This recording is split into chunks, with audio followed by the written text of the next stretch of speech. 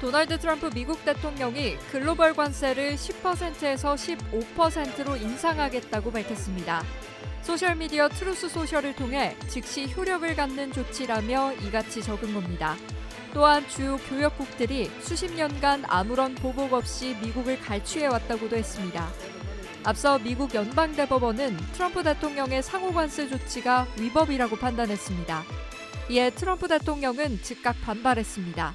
The Supreme Court's ruling on tariffs is deeply disappointing, and I'm ashamed of certain members of the court, absolutely ashamed, for not having the courage to do what's right for our country. 더 강력한 관세 수단을 동원하겠다고 엄포를 놓았습니다. Foreign countries that have been ripping us off for years are ecstatic.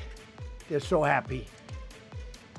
And they're dancing in the streets, but they won't be dancing for long. That I can assure you. 그러면서 전 세계에 10% 글로벌 관세를 부과하는 행정명령에 서명했습니다.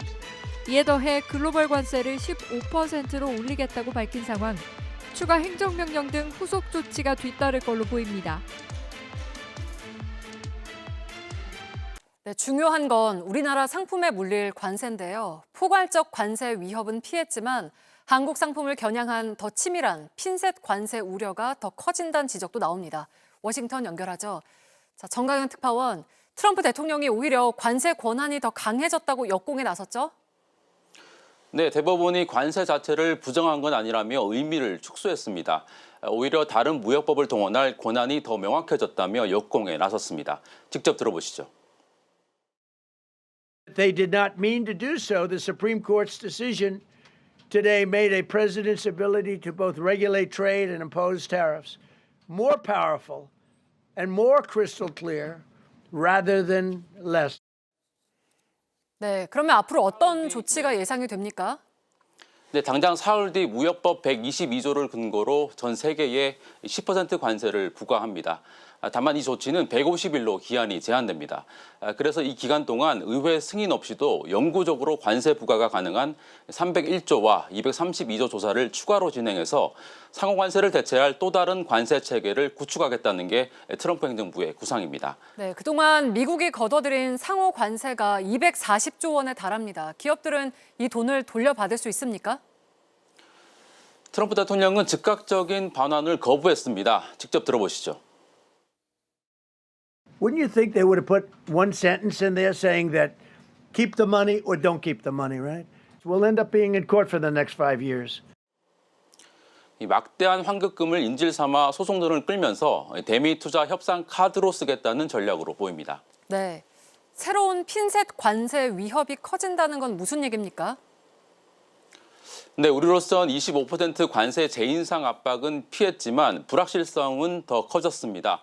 사흘 뒤 10% 글로벌 관세가 부과되고 자동차, 철강 등 품목별 관세도 그대로라 부담은 여전합니다. 3,500억 달러 규모의 대미 투자 합의 역시 안보 문제 등과 얽혀 있어서 당장 우리가 먼저 깨기는 어렵습니다. 여기에 대규모 무역 흑자국들을 겨냥한 이른바 핀셋 관세 위협까지 더해졌습니다. 직접 들어보시죠. We're also initiating several Section 301 and other investigations to protect our country from unfair trading practices of other countries and companies. 미국이 일방적으로 보복 관세를 매기는 이 301조가 발동되면 대미 흑자국인 한국 역시 주요 타깃이 될 수밖에 없습니다. 당장 오는 23일이죠. 미 하원 쿠팡 청문 절차가 도화선이 될 수 있습니다.